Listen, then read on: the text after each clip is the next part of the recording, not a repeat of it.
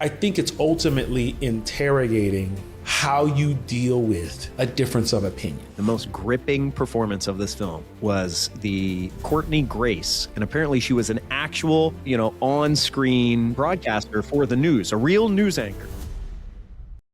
Hello and welcome to KRA-KOOM episode What the Heck, Who Knows? This is the first time doing this. Okay. And welcome to all the new watchers, listeners, and all the people. You may have seen me before. You may have seen some of my current hosts before, but my name is Octavius Newman. I am the host of KRA-KOOM. And on this show, this is where you come, where the media that you love gets the conversation that it deserves. And today, we are going to be going over Steven Spielberg's newest film or movie, depending upon how you get down, Disclosure Day.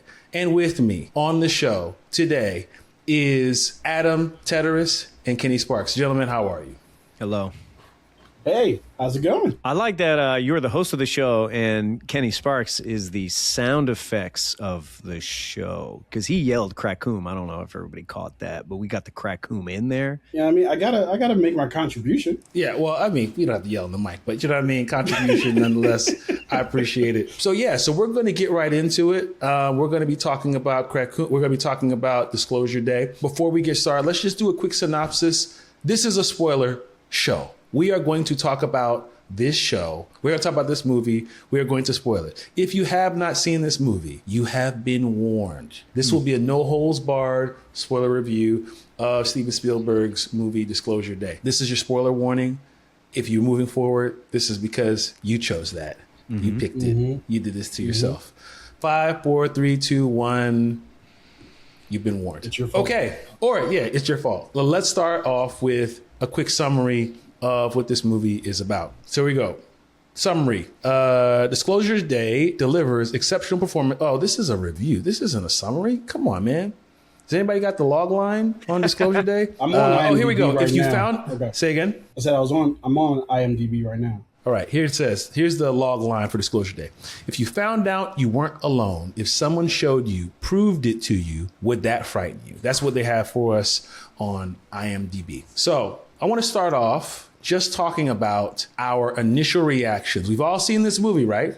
Mm-hmm. Mm-hmm. All Yes. parties involved. We've all consumed the content. We've all watched the media. That's great. So let's start off with the initial reactions. Adam, let's start off with you. What was your initial reactions, of the movie Disclosure Day? I'm going to pass to Kenny. Oh, Okay. That scares okay. me. That scares me a little bit. Yeah, we're going to pass it. Pass the ball. Okay. My initial reaction was rest and relaxation. And the reason why is because when I went to go see it the first time, Octavius did me a solid in inviting me to a screener. I was like, yeah, I'm going, and I'm going to be engaged. And towards the end of the movie, about the last hour, my brain decided to betray me. So then the second time I saw it, my second impression of it was a really, really interesting film, really engaging film. I thought that it brought up a lot of topics of empathy, a lot of topics of like human relationship and how we decide to manage each other without each other's permission, and things of that nature. So I did find it engaging all the way up until the end, where I found it kind of disengaging, if you will. So that's kind of my experience with the movie. okay. Adam, what you got? Now it's your turn. You gonna Yeah, pass it off again or what? No, this ain't my shit at all. Wow. This didn't connect with me on any level. I feel like I'm that meme of like Squidward inside looking at SpongeBob running outside. I want to be with the disclosed. You know what I mean? I want to be with the disclosure bros. I want to be having the fun that everybody's having. Oh boy, I really dislike this movie. Wow. Yeah, a lot. Really?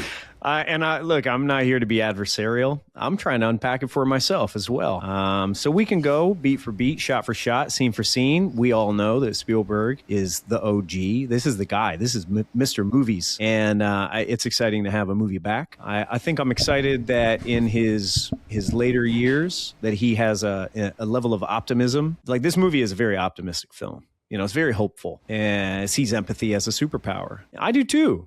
So I agree with and align with the messaging of this picture. I did not enjoy just about any bit of it, unfortunately. Let me get in there real quick. Let me tell you my quick thoughts. Yeah. I'm in this movie and I'm like, this is a movie. Mm-hmm. This right here, when you think about a movie, like this is a movie. This is the cinema. beginning of this movie, I'm like, look at these shots. Look at the camera movement. Look at the one takes. Look at the even the pace. This thing is moving. This stuff is going. I'm like, hell yeah. This is, man, I feel like almost like a youthful excitement about this movie. And I'm really just letting the movie take me. You know what I'm saying? Take me where you want me to go. You know, like what's the story? And also in classic Octavius fashion, I did not watch a bunch of trailers. So I really didn't know what the movie was about. So I'm going in, you know, open and big picture. I really like this movie. I really liked it, but it seems like I am in the minority here. So let's go beyond the initial reactions. Let's talk about a little bit of the details. It seems like it didn't work for you, Adam. Like pretty clearly. So I want to know, let's get into the deep dive. Let's get into the meat of the conversation. Tell me what it is about this that you weren't feeling. Like, take me there. I'm going to get to the end of the sentiment. This is me stewing on it and thinking on it for a little while. I mean, like, what is it that didn't connect with me? Why is it that I feel the way that I feel? So I'm going to take you to the end, the culmination of all of these thoughts that have been going through my head since I saw the movie. Earlier this week. And ultimately, I think this is a movie that is, of course, about disclosing the information that aliens are among us on our planet and our government and institutions employed by or adjacent to our government. I think Wardex is like a company. It's supposed to be kind of like a Lockheed Martin type joint. It's like not the government. It's not the army, but like a company, I think. So they have known this for a very long time. And then our protagonists, played by Josh O'Connor and Emily Blunt, you know, their mission is to share the truth with the American public, with the world, really, because we deserve the truth, right? And that is what the movie is framing. But to me, what the movie is about listening. We're going to get back to that. It's about caring. It's about seeing each other. It is about looking at each other in the eyes. It is about, like I said, empathy as a superpower. These creatures, these supreme beings, apparently have evolved understanding that empathy is a superpower, and it is used as a superpower in this film. And so it is about having a conversation and caring and listening. It's Spielberg saying in his older age, man, things are so messed up in this world, but if we could just love each other and listen to each other and care about each other. I think this movie has big feelings. Unfortunately, I didn't feel anything for the characters. And I think it is a movie that is primarily centered on a big idea or a lot of ideas, but I found that it was underserving the characters themselves, which means the whole time I was watching Josh O'Connor run around, and I felt very removed from him. Like, who is he? What is he about?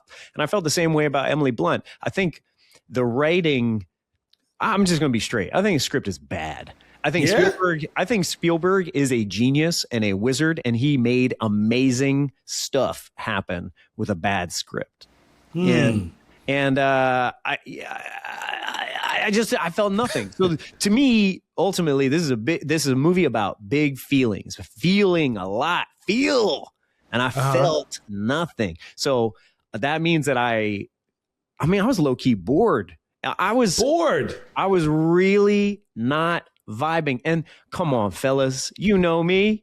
The man thing's superpower is empathy. I love to feel feels. Like, I come on, I love this stuff, but this did not connect with me. So I think the result of me thinking through this and unpacking all of this is I believe that the point of the movie was XYZ, and it didn't succeed for me.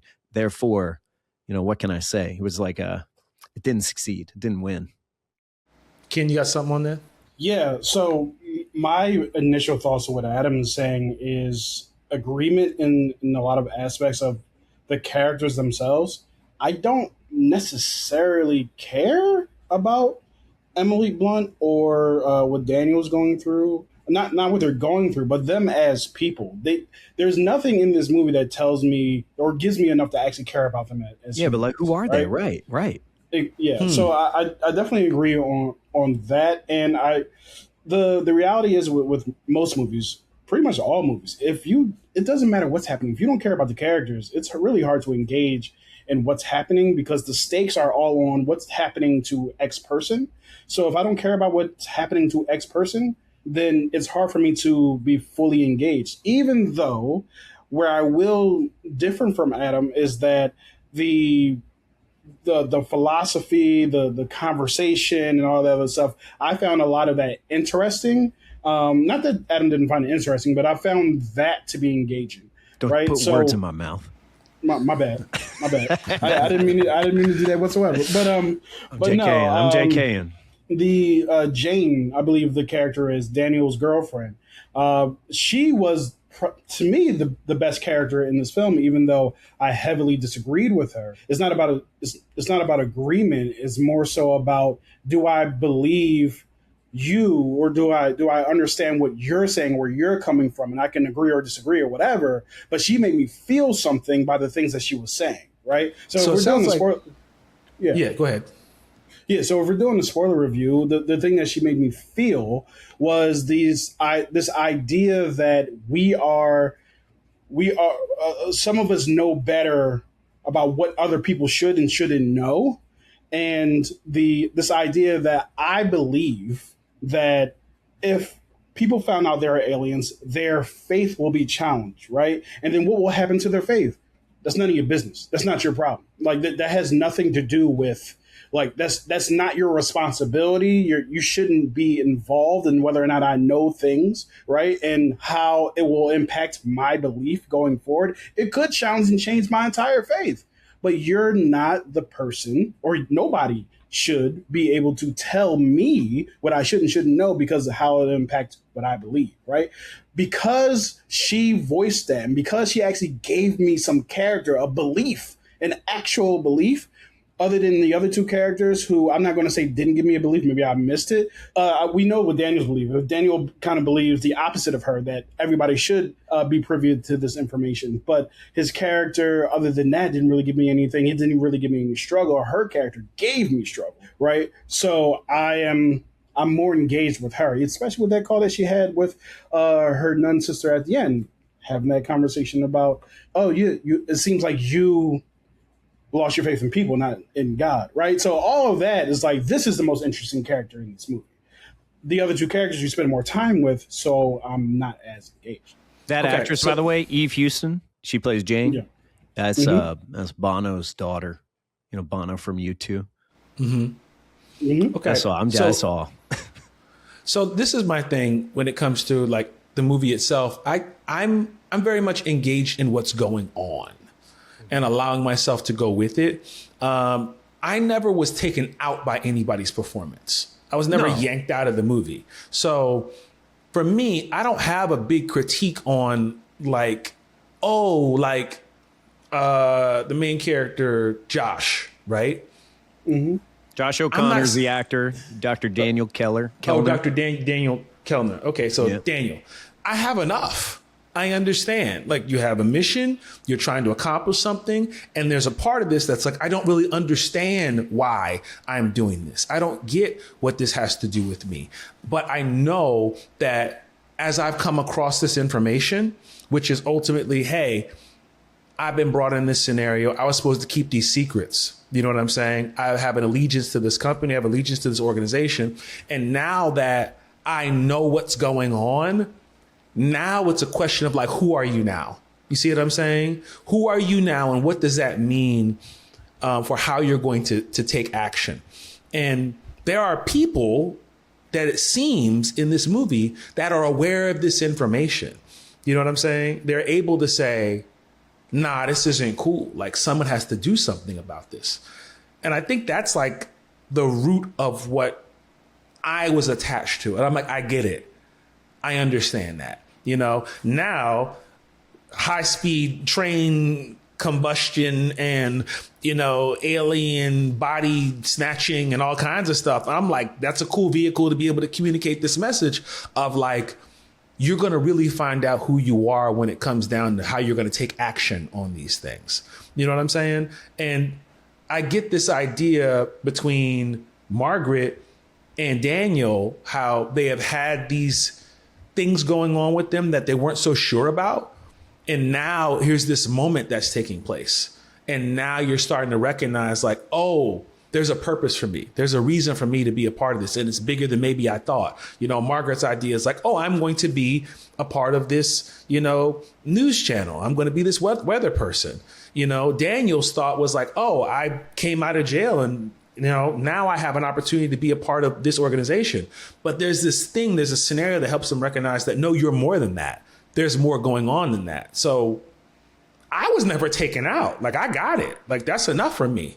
You know, and I'm going, okay, what's going to happen next? So as all of these events are taking place, what is the thing that they're holding? They answered that question for me. You know what I'm saying? Like, who are the people coming after you? Why are they coming after you? They answered that question for me. The thing that's even interesting about movies like this, sometimes they can fumble it, is they can go, what about all these interesting questions? Oh, wow. And then you go, isn't it cool to ask questions and not answer them? Huh? Who likes that? They didn't do that. They're like, I'm raising my hand. I like that personally. You know, for a fact, I like that shit. Yeah, you know, I hate it. I want to. I know you tell do. me the answer to this I know question. you do. I know you. And this movie is kind of Answer doing me. a little bit of both because you know we get that final scene, which I think the final. You know what's interesting? I hear a lot of people is provoked by the final scene, right? The last word of the film. Mm-hmm. She's looking straight into the camera. Listen, movie's over. You know, for me, I like that. I thought that was bold. I thought that was courageous. I thought that was interesting. It tells me what I need to know, but I get to extrapolate what comes after. It doesn't really matter. I don't need to see how people respond to it necessarily. It's like everything is bundled up and I feel that. Unfortunately, I didn't like anything leading up to that, but I did like that. Anything?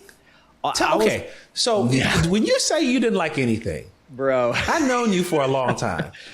Is there any hyperbole in that? Or are you just like, I hate this. Let me do I an hate exercise. this. Let me out of here. Let me do an no. I do not hate this. I do not. Okay. Hate it. I think as a principle, like for the most part, like even movies that I really don't vibe with, I don't think I hate. Right. But on a technical level, come on, the movie looks great. There's cool action scenes. Fantastic. I think there are cool action scenes and terrific camera work. You mentioned that oneer, you know, the scene, amazing. The sequence in which Margaret pulls up late to work and then she gets out of the car and she's got to go through the studio and she's getting yelled at by her boss and she's got to sit down for makeup and she doesn't have time for that. And then she's speaking Korean fluently and you know, like. And so those moments, I'm sitting here going like, whoa, like, what's that mean? What's happening? Well, what's going on? Well, how can she do that? Well, why is she able to? And the reveal of that is like, oh, I like that. I like that. You took me there. I'm okay with that. I think on a technical, what I'm going to compliment is on a technical level, it looks good. It's fun. It's fun to watch a Spielberg movie. Come on, man. It's Spielberg. Always. Who's better than that? And so there are sequences in the movie that are just very enjoyable to watch. But to Kenny's point, you know, I was not bought in on these characters. I think I was always looking to know something more about them, to understand their stakes a little more, to root for them or to feel invested in them. But absent that stuff, when I'm watching a movie, it's suspension of disbelief. Things can happen that I don't understand or don't agree with, or I find corny. We can talk about the CG a little bit. It didn't work for me, but like generally speaking, that's fine. It's it's water on the feathers, man. It just rolls off. I don't really worry about that stuff. But when there's not a lot for me to bite into and grab hold of, then I start getting kind of scrutinizing about all the things that are not working for me. I'm like, so what is the alien stick? Did Wardex come up with that, or that's an alien thing? What exactly are the alien stick powers? So it can allow you to cerebro into people's situations, and it can make you go invisible. And I guess you can like pop into another dimension and then come back. If you come back, if you drop it, is it in the other dimension? Does it come back with you? Oh, and at the very end, it can turn on TVs. So this is kind of a universal remote situation. So what exactly? I just had a lot of questions. And the problem is because the movie was never capturing my heart or my feelings, which means I start pulling the wallpaper down. You know what I mean? You never. So let me say what I'm hearing you say. You're like, if you had enraptured me and captured my imagination, I wouldn't be worried about how y'all hanging on the side of that train. 100%. I wouldn't 100%. be worried about it. That train situation is ridiculous. There's no way that you're dead, all of you. But because I am enraptured in the IMAX, I'm just like, oh my gosh, this is amazing. This is fantastic. How did you pull this off? I can't believe Ken went to the bathroom. You know what I mean? I'm just like, oh my gosh. Yeah. I'm like, you picked the worst time to go to the bathroom. Yo, I really had to go. And Ken came back and I was like, yo, this is like, they had the most crazy train scene. He's like, oh, okay. I'm like, and you undersold it too. Because I was trying to talk quietly and quickly in the movie theater. I don't blame you for having to go to the bathroom, because I do think the movie has some pacing stuff. First of all, because I saw the size of your water bottle. Wait a minute. You saying that the movie made Ken go to the bathroom? What I'm saying is this. Is the movie's got some. Yeah, look at us. Come on now. But what I'm saying is the movie has some pacing stuff where when it does the action sequences, they're thrilling, they're cool, they're interesting, right? Once again, how many times can I say it? It's Spielberg, baby. Right. Obviously, I'm enraptured. But this is a movie that largely does not have action sequences until it does. And there are not many of them, but the ones that are in there are pretty exciting. And so I do not blame you, Sir Sparks, for being like, seems like this is a good time for me to sneak away, because how could you have known that they were going to get the car pushed into the train and then she was going to have a panic attack and then calm down when she puts her hands on the piano strings? You know, I don't know. I didn't see it coming either. And what was this dude doing driving side by side with the train, just shooting at him? Like, his boss definitely didn't tell him to do that. He was trying to make sure the job got done. Hey, listen, he's like, listen, man, why are y'all looking into her? First of all, I don't understand why y'all keep looking at her eyes and moving out the way. All right, somebody got to get the job done, and I guess it's got to be me. So give me the car keys, give me the slammer. I'm about to go out there, and I'm about to drive with the right and shoot with the left. Let me say something. Because somebody got to put this up. Somebody got to get this situation together. I want to declare something. This is a Shyamalan situation. What do you? Okay, hold on. Now hold on. This is when Shyamalan is absolutely cooking. Let him get it off. I don't know where he's going. Let's see where he's going. Absolutely cooking. Sixth Sense. You are bought in on the characters, on the sequences, on the mystery, everything. But when he's not cooking, when it's not coming together, you are asking a lot of questions about, well, why are people doing this? Well, why is this happening? Case in point for me, a big one, is you have Emily Blunt's character saying, I blanked out this memory. I had this trauma that happened to me when I was a kid. I don't want to remember it. I don't want to remember it. I don't want to go back there. And then when we do revisit that memory, I don't know about you guys, but that shit looked cool. By aliens? Yeah, but it looked cool. Friendly animals came into your room and then they gave you superpowers, and we're just dope. We're pretending like that's a capital T trauma. I don't know. Hold on. See, wait a minute. As a child, hold on a minute. As a child, I've seen a Disney movie before. Woodland creatures come up while you're sleeping. Come on, that's cool. You sleep, okay? You laying down. You wake up. There's a deer in your room, okay? That's terrifying. If I turn around right now and there's a full-grown wolf behind me, you better believe I remember that one, okay? Okay. I remember that one for a long time. If it's so terrifying. There's a canary that lands on the wolf's shoulder? Huh? If it's in my house? Come on, you think Snow White was terrified when all of these animals came around? And she was vibing with these animals. All a little girl wants is for a cute little raccoon to be like, "Hey, honey, wake up. We're going on an adventure." That's what every children's book is about. Adam, she was abducted. No. She didn't look abducted. She walked with them willingly. Hold on. Wait a second. She ended up on a table, like Simpsons on a table, looking up. You know what I mean? She had the crown of the random silver Jones around here. You telling me that something about that? She had the alien sticks all around. She got the alien sticks surrounded by her. But here's the deal. Here's where I'm asking the questions. This is what's happening in my mind, fellas. So they appear as animals to calm you. Yes? This is in the script, right? I feel like I know where you're going. It's in the book. It's in the book. Go ahead. Mm-hmm. So they appear as animals to calm you. Then they keep you calm. So you're not afraid of this situation. And then because they're actually aliens. Right. And then when they get you on the little slab, they just decide like, fuck it, we're aliens again. And then they're not calming you anymore. So that becomes a trauma. At what point did it become a trauma? Because they appear as animals to calm you, to keep you calm. I don't understand the movie's premise. And I don't understand why the good Coleman Domingo was building her home. For what, guys? So that it could trigger the memory. Yeah, to bring her back. The memory of being with the animals. How much money did you spend on this house? How much, Coleman? You could have just had her go to therapy. You had to build a whole house or the warehouse is what you're trying to say? You could have decided his financial decisions. You could have just given her therapy. What Adam wants is the Nick Fury situation where Steve Rogers just wakes up and it's just a cardboard box. You know what I'm saying? With the radio playing. He want the Mission Impossible situation. Why are you building the whole house? You know what I'm saying? You got plumbing in there, the kitchen works, everything. All you need is the bedroom. It's because we need the scene after. We need the set piece after. Okay, with the invisible house. Yeah, so everybody runs and trips over everything. That's what we need. Come on, planning. Hey, listen, let me tell you something. After the first person trips over something that they ran into invisible, I'm not going. I'm not doing this. Hold on. Y'all saw that, right? Correct.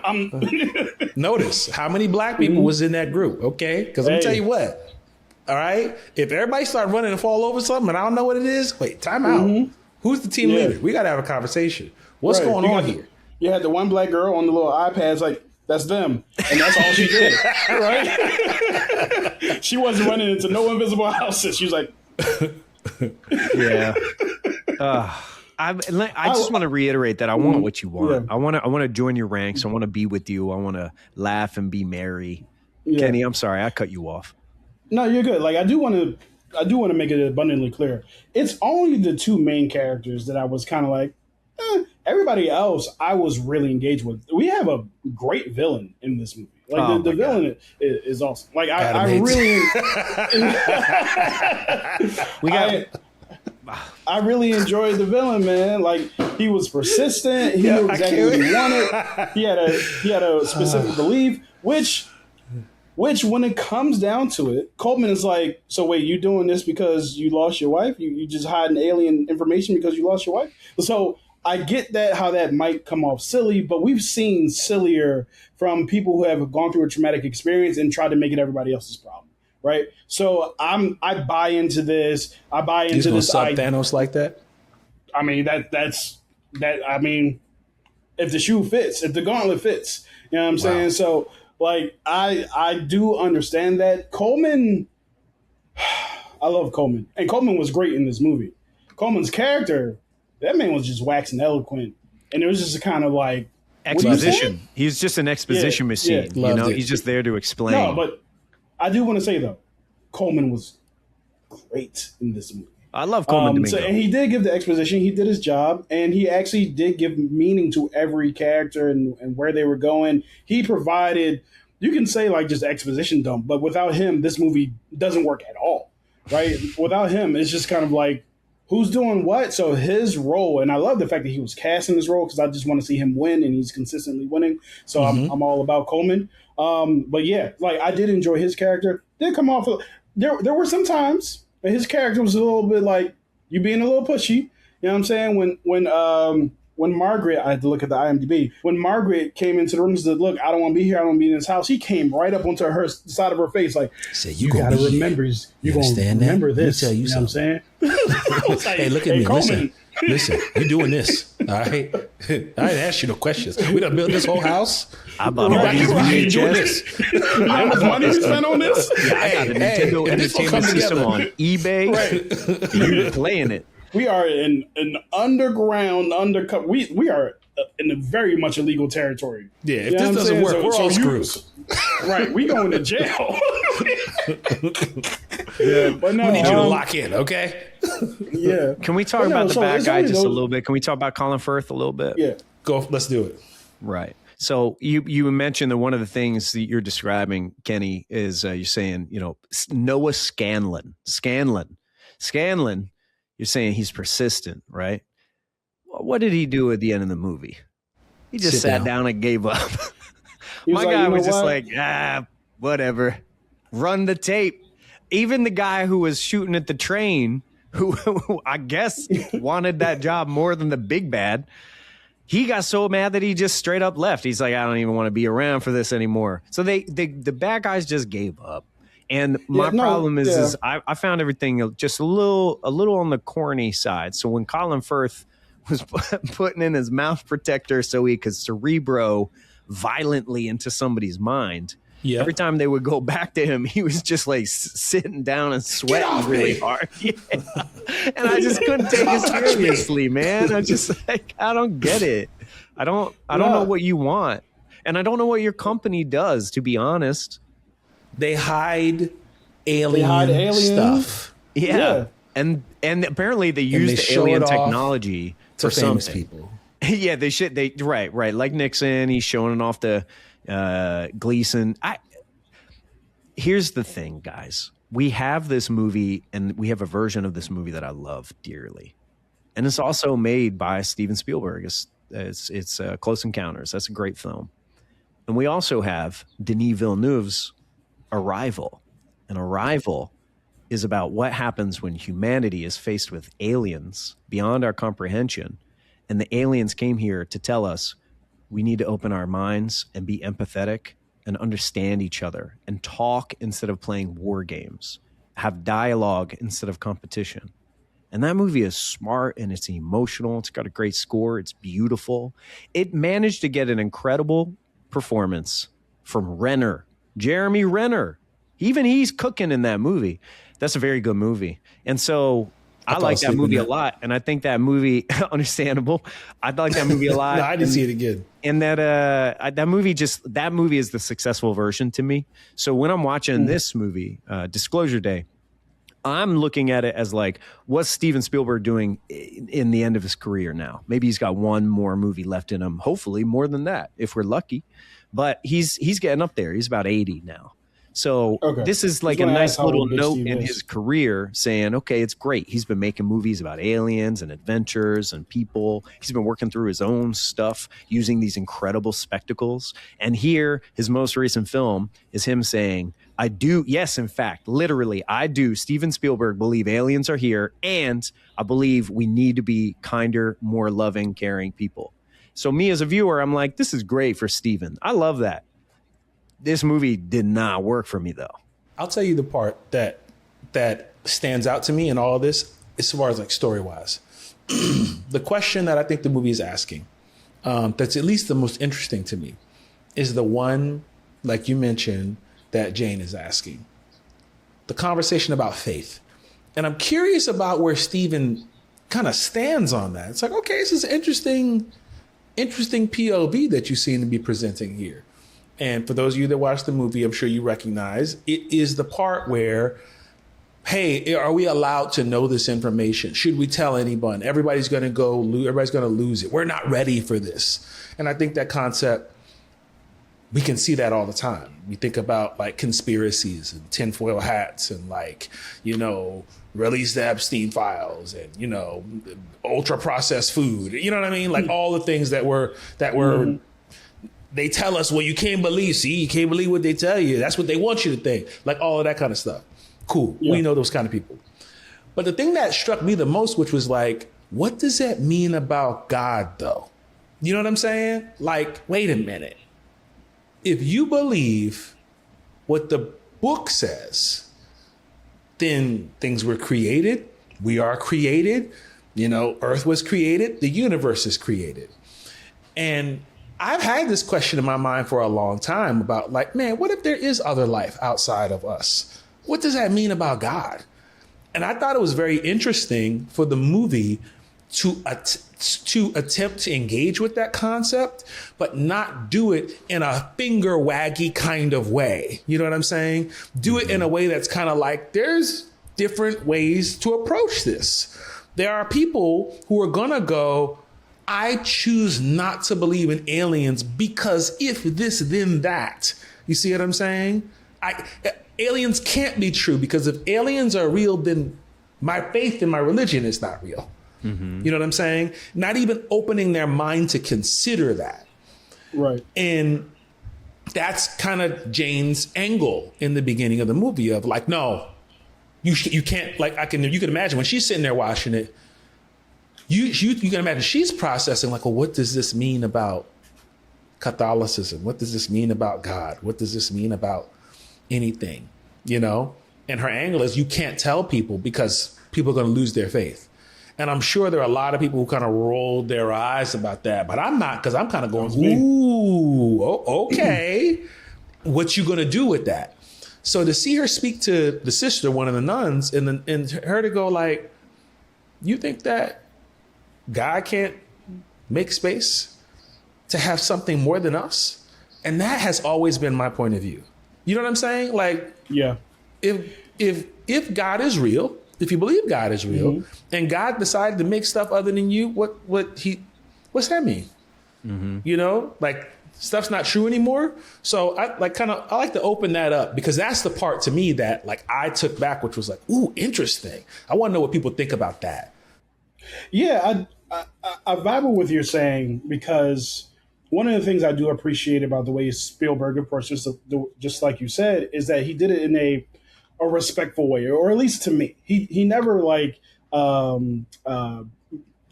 demonized religion or anything of that nature. Even the answers that he tried to give through the sister, where he was like, she said that God created us. He's like, on earth, like it's not saying, oh no, your God is wrong, blah blah. Of course, sister wouldn't say that, but no, your God is not wrong or anything like that. It's like, well, he's trying to provide an answer. Do I believe that answer?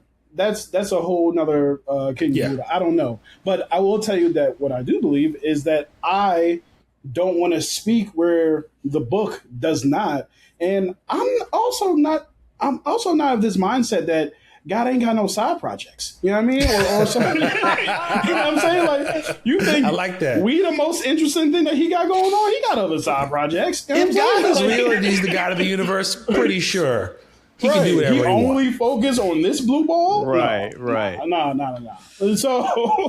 So I'm open to the idea of aliens and stuff like that. I have a very specific faith in Jesus Christ and all that good jazz. However, I'm also not curious about the possibilities of what else is out there, right? So this movie, the fact that it did present it in this very open-minded way was helped me to be even more engaged in, because the one thing that I struggle with in some of our conversation with just the world at large is the immediate demonization of anything that you are against or don't believe. Mm-hmm.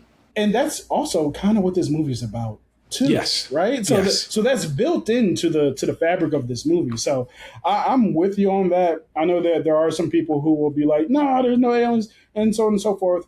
However, that's why I thought that Jane was the most interesting character in this movie, because she does something that I see a lot of people do. I know the internet's not real, but if I'm looking at the internet, a lot of people are like, I believe this, or I believe this, I went through this, I felt this, I had this experience, therefore that is the truth of all, right? So her experience with her mind being open to the fact that there are aliens and her faith being challenged to her meant everybody's going to feel this way. Mm-hmm. No, man, that's not the case. Mm-hmm. And you're not, like I was saying before, you are not in charge or responsible or the leader of what other people are allowed to know based on your response to it. Like that's not how that works. Yeah. So I did enjoy that aspect of this film.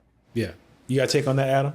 Yeah. I agree with what Kenny said. I agree with what both of you are saying. As a matter of fact, there's a handful of things in this movie that I genuinely enjoyed. And I would say that conversation, that aspect of what would this revelation, pun intended, mean to somebody's individual faith or institutional faith. Right. And to me, I would say the up and down of that being one of the more interesting aspects of this film to me is that I would say I wanted the movie to engage with it a lot more, because I was very compelled by that. I'm very intrigued by that. And unfortunately, I think only two characters really discuss it.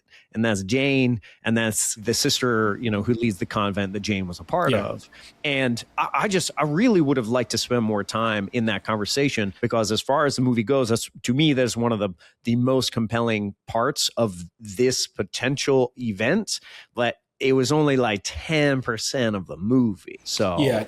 Because I don't think that's what the movie was focused on. You know, like it's kind of like it mentioned it, but I think it was almost like an anthology of conflicting point of views. Does that make sense? It's like if a scenario comes up, which happens all the time on the internet, and it's kind of like, are you on the dark side or are you on the side of the light? Is it a classic? Is it classic or is it trash? Are men dogs? Are men great? Are women this? Are women that? You know what I mean? It's very like binary. And I think to kind of get into a question I would like to ask is like, what do you think this movie is really trying to get at? Is I think it's ultimately interrogating how you deal with a difference of opinion, you know, like how you handle people who do not see things the way you see them, you know, from the biggest thing, like I'm ready to kill you. I'm ready to murder you and I'm ready to hide the body because you don't see things how I see them, down to faith, religion, down to business, down to money, down to history, down to knowledge and information. And I think what I love about movies is you can ask a question like that and you can couch it in something so fantastical. Like, what if aliens arrive? Like when you think about this, if you found out you weren't alone, AKA if you found out something wasn't how you thought it was, if someone showed you and proved it to you, would it frighten you? So if you remove you weren't alone and replace it with, if you found out what you thought things weren't how you thought they were, and someone showed you, would you be open to that? Or would you be so terrified that you want to kill it? And I think we have big and small versions of that all the time with our friends, our family, our loved ones.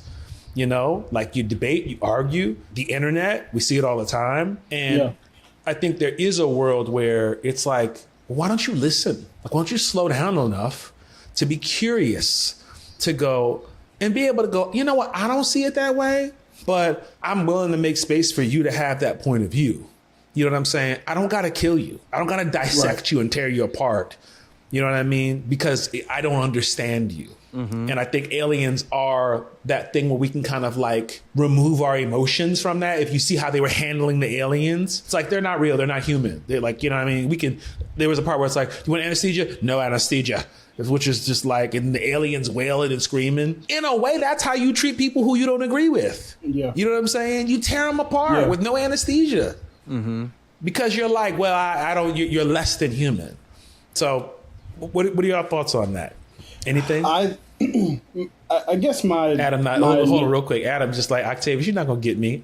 I'm not buying it. That's headcanon. You just made No, I don't disagree with your read. I do not disagree with your read. I don't disagree. But I think if the movie was about that, then the bad guys wouldn't be people who do know the truth. This wasn't a situation of believers versus non-believers. This was a situation of people who think we should share the information with people who think we shouldn't. And so, like, I guess the idea, the difference of opinion is there are the protagonists who think, look, I think the masses will be able to handle it. I don't know. Maybe they'll be able to handle it. Or it's right. They deserve the right to know. Thing to do. They deserve it. Yes. Whereas the bad guys say, no, they don't. And they must be controlled. They must be, you know what I mean, shaped and molded. I think what you're saying is interesting to me because I wanted the movie to say that out loud. 10 toes, full chest. I want the bad guy to say, they must be controlled. They're weak. They can't handle the truth. They can't know Skeletor. I got you. I need the bad guys to explain the secrecy, because when you have a bad guy say that word can't get out because people would freak out. Okay, I agree. People would freak out. Is that because your belief? Is that because you're so resolved in that point of view that you're just like, who could see it another way? Well, it's more that the movie is presenting a story to me with good guys and bad guys, and the bad guy has not. I do not understand the bad guy's position. I don't understand the bad guy's position. I don't think the bad guy is evil like Skeletor.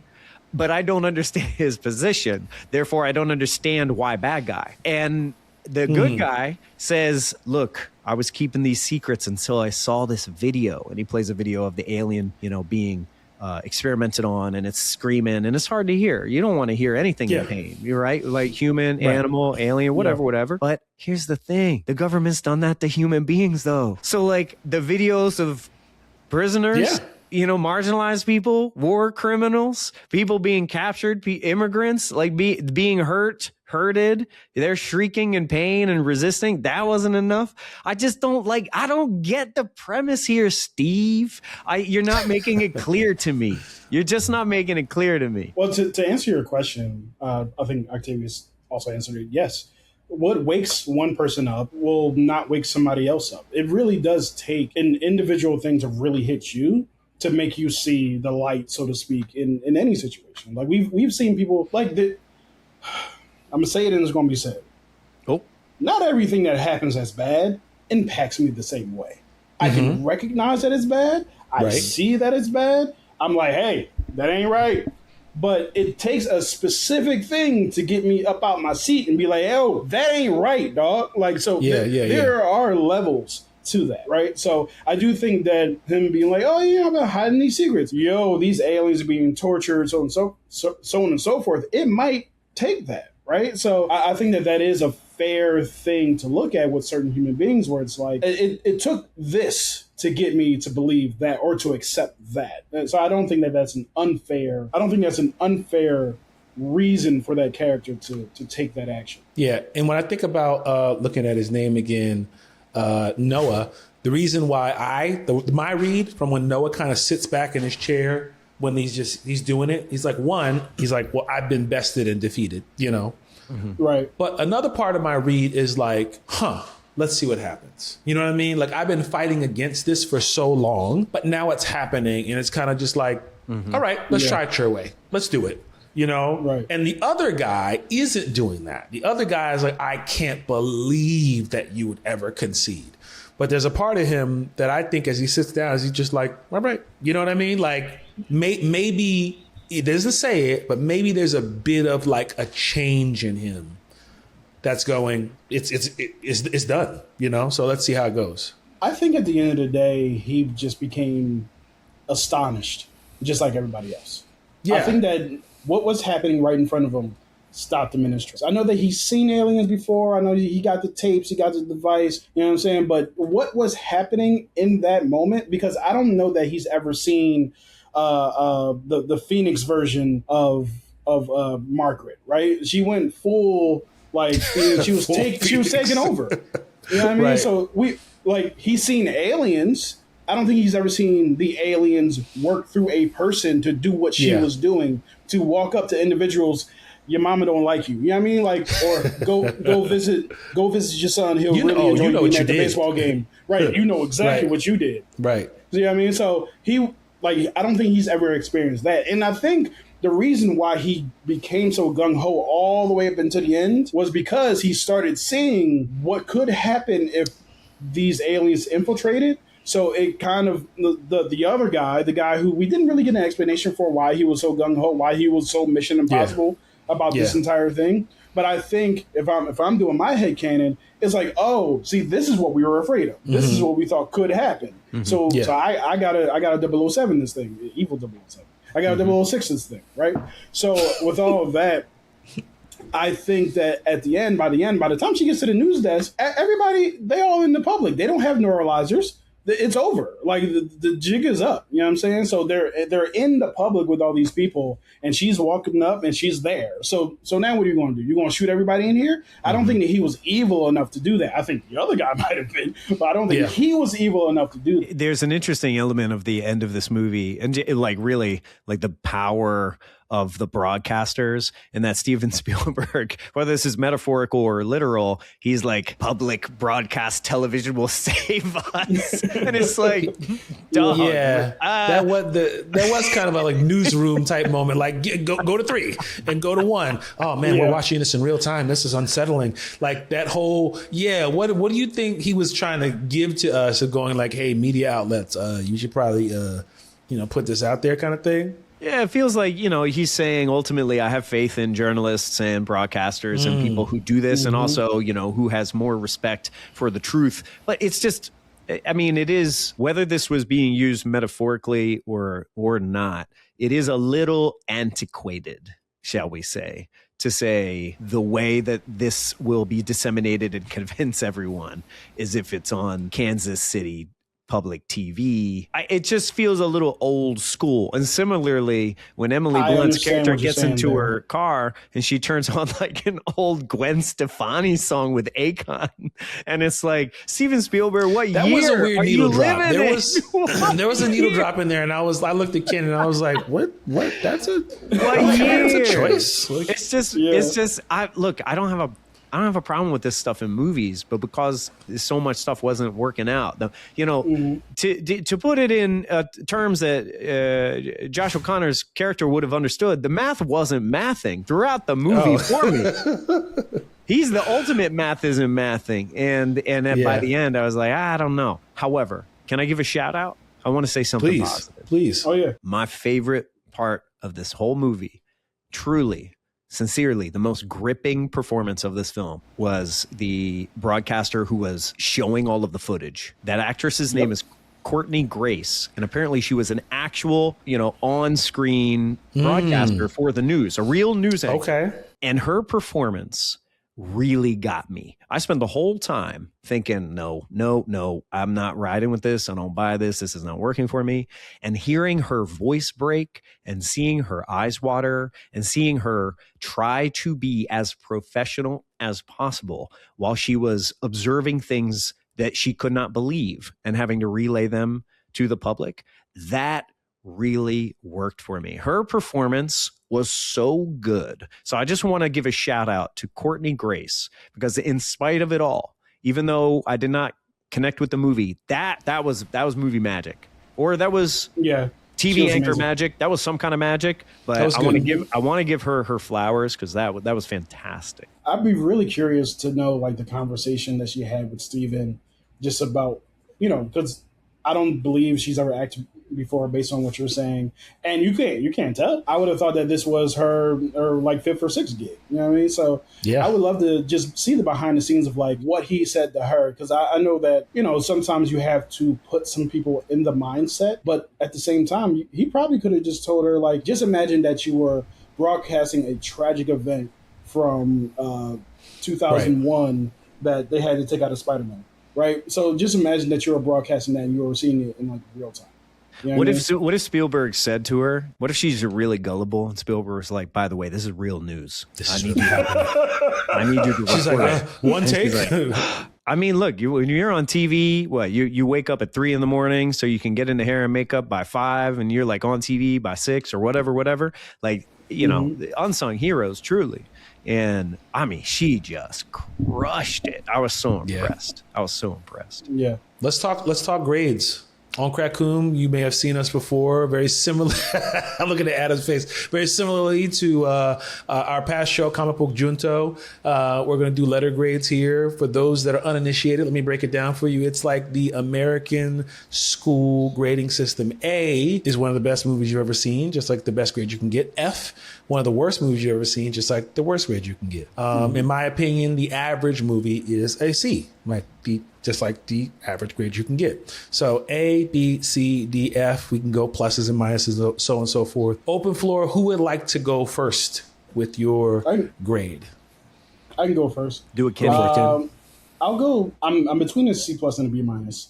I did genuinely enjoy my time with this film. The things that I said about the characters and so on and so forth. However, what we've been talking about in terms of this is a movie, like you said, Octavius, man, like just being in the theater for a Spielberg movie kind of gives it extra points for me, because it's just like, this is what only Spielberg can do. Only Spielberg, right? And it gave me those feelings. It gave me those feelings of not exactly the same story, but Minority Report. Like when you're just watching the magic of Steven Spielberg on the screen and all of that, including the train sequence, I was like, this is amazing, right? Yeah. So filmmaking, a lot of filmmaking extraordinary, and the fact that the tiny things. He kept shooting while they was hanging on the side. You know how many bad guys are just kind of like waiting to like see like is they gonna make it? Like no, he kept shooting. So I love that. But anyway, So for the most part, I really did enjoy this movie. I did not enjoy the ending. We didn't really get a chance to touch on that. But I thought this is a good. I think this is a good movie. I don't think it's a great movie. I think it's a good movie, and I don't blame anybody for loving it. I also don't blame anybody for being like, not for me. Adam, what you got? Yeah, I agree with all of what you said, except I will say that blockbusters can be done by other people. We got Ridley Scott. We got Christopher Nolan.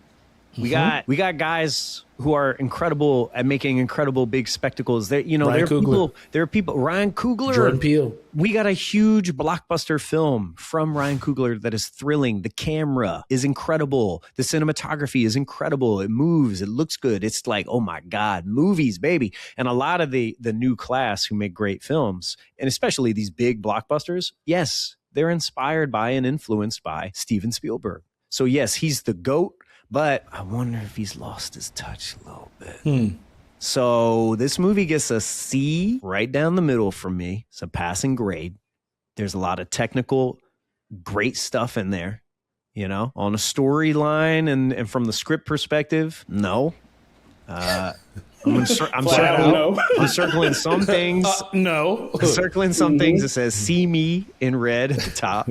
But I need to talk to David Koepp, who wrote the screenplay. David, see me. I mean, the reality is, I go to a movie to be transported and to really feel something, and what I felt was frustration.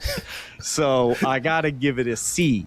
And what's interesting is I think there are a lot of Steven Spielberg movies that, you just put it on. Come on, you put on Spielberg, you just watch it. You watch it on TV, you watch it.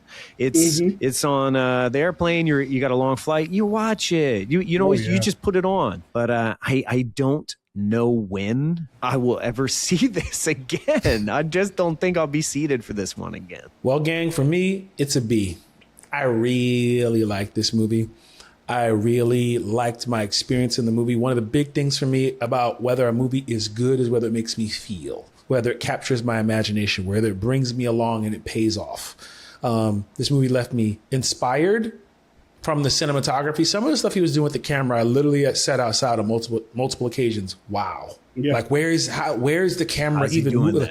How it's like watching magic. How is he doing that? Moving around. Who's holding the camera? Yeah. Where is the camera at? Where's the cut? Did it cut? Is the I'm trying to, at the filmmaker in me is trying to imagine like the way he's rack focusing. He's focusing between people and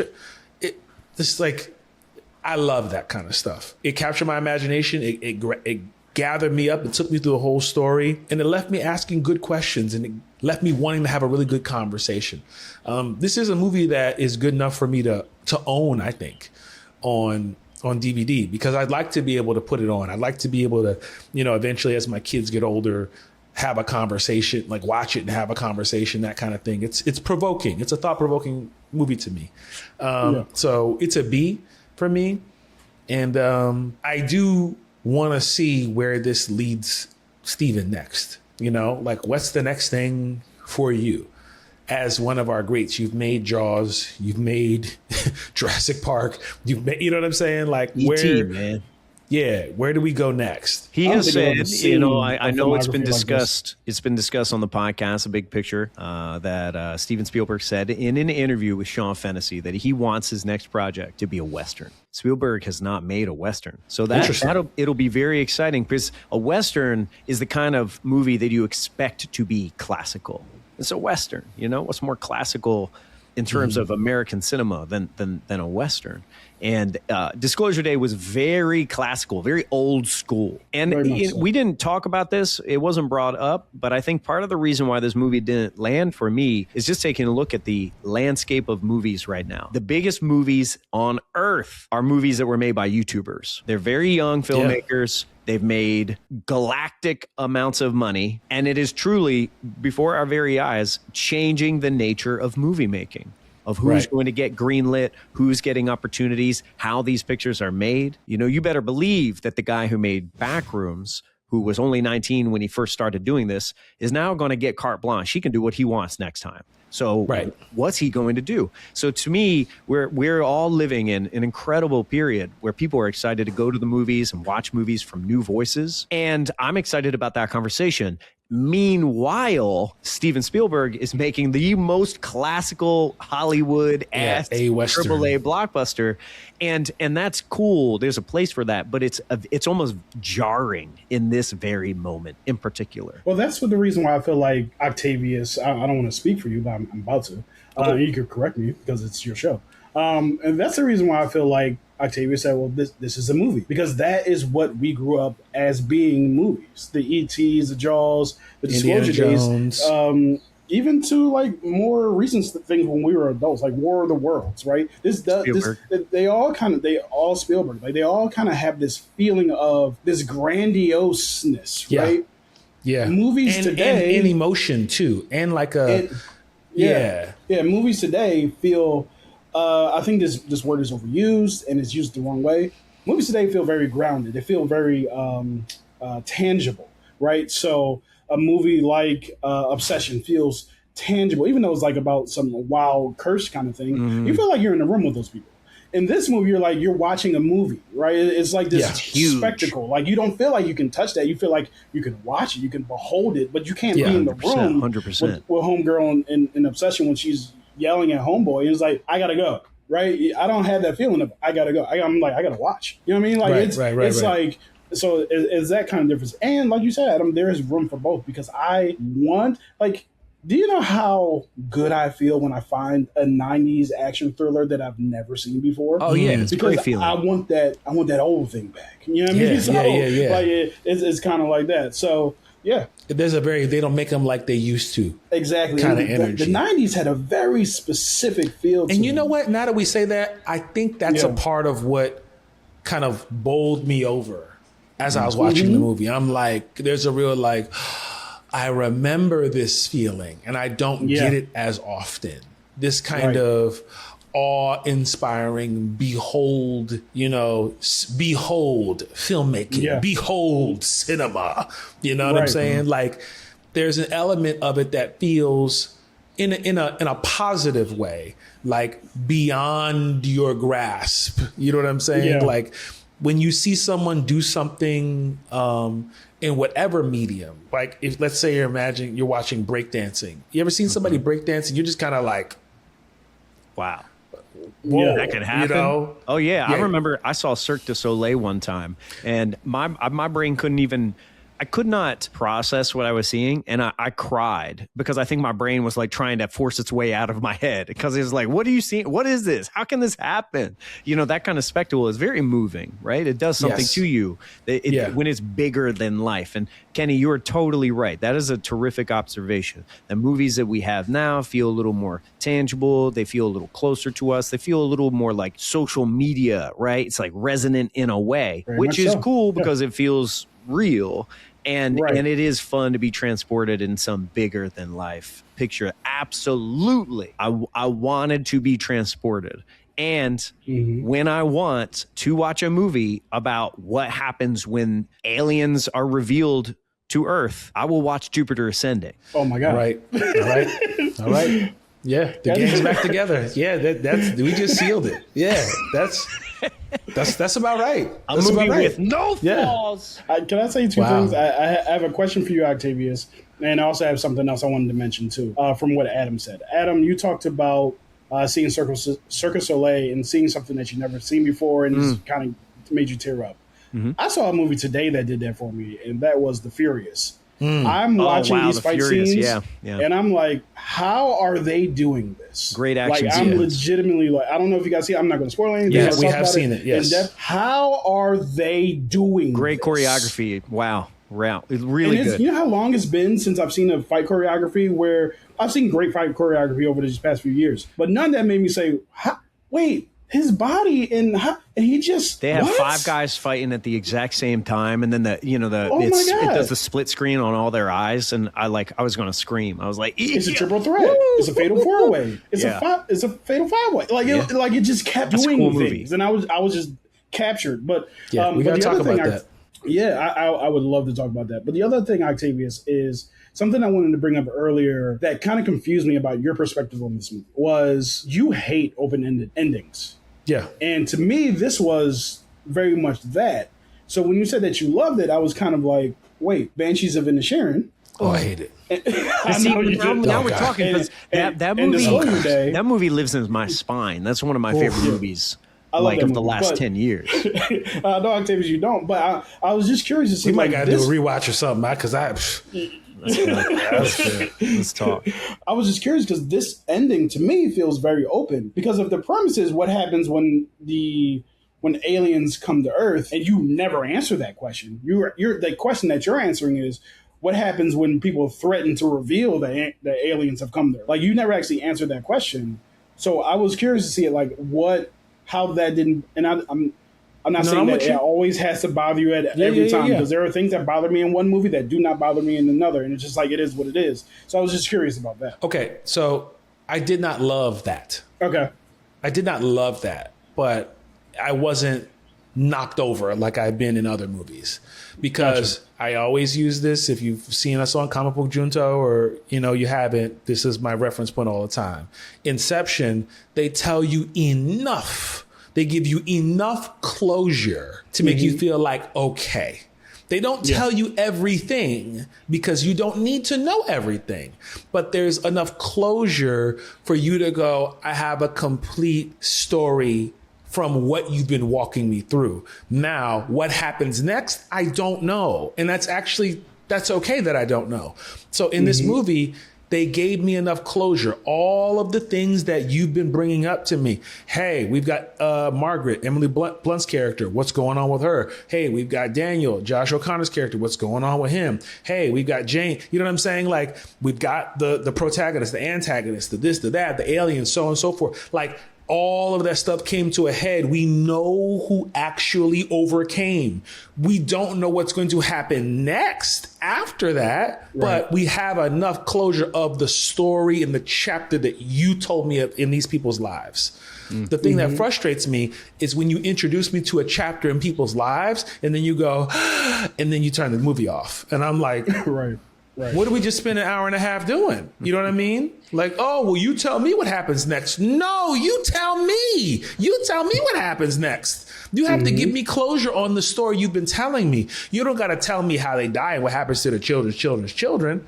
But I do need closure enough of that. And I think in this scenario, we did get closure, and it was open-ended to kind of like make a point to go, listen, like, this is what this movie is about.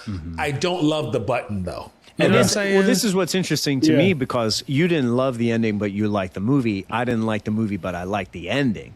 And to me, the ending was so full-throated. This is what the movie's about, right? We're using the set dressing of the thriller. It's a heist. We stole this data. We're on the run. It's chase sequences. It's action sequences. It's Spielberg. It's lens flare. It's all this stuff. But what the movie is about is, I need y'all to listen to each other, listen to your heart, listen to the world, be open, be receptive.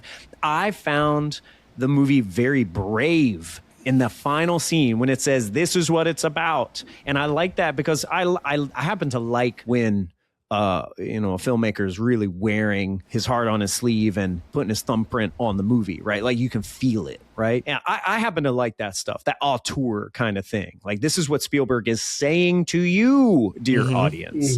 Listen. And that worked for me. I wanted the rest of the movie to work for me, but that last bit, I was like, ooh, give me more of that. Oh, it's over? Okay, never mind. Okay. This is why I don't like when people say, like, if you don't like something, you didn't understand it. No, I understand exactly what happened. I just don't prefer that. I just don't like that.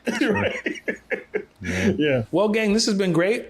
I'm excited to continue talking about movies and TV and geek culture and all the things with y'all. So this is going to be great as we continue to do this. But for now, I think it's a good opportunity for us to wrap it up. Thank you all for tuning in to KRA-KOOM and our review of Disclosure Day. We would love to know what you all think of this movie. You can reach me at Octavius Was Here on all the social medias and such. You can also find our show. It's at KRA-KOOM, KRA-KOOM on YouTube. Adam, where can they find you at? You catch me in the movie theater, Philadelphia Film Society. I'm in the Bourse. You can catch me in the East. I'm at Main Stage. I'm upstairs at Greenfield. I'm seeing a few movies every week. spending a lot of time seeing some old movies that I haven't seen ever, and some movies that I love that I've never seen on the big screen. But honestly, just find me in real life. You know what I mean? Don't find me online. I don't need to be found. I don't need to be disclosed. Just catch me in the movie theater. Okay, got it. All right, fine. Run up on Adam in the movie theater is his instructions. Ken? No, hold on. Don't run up. That's what you just said. But no, you can find me on Threads at It Could Be Kenny, because I could be me. And you can also find me on YouTube on my various channels in the It Can Be Media network, including It Could Be Movies, at It Could Be Movies, and at It Could Be Wrestling. Those are where I spend most of my time creating things and to share with all of you. And yeah, that's where you'll find me. All right. That's it for this time. Tune in next time. Catch y'all then. Peace.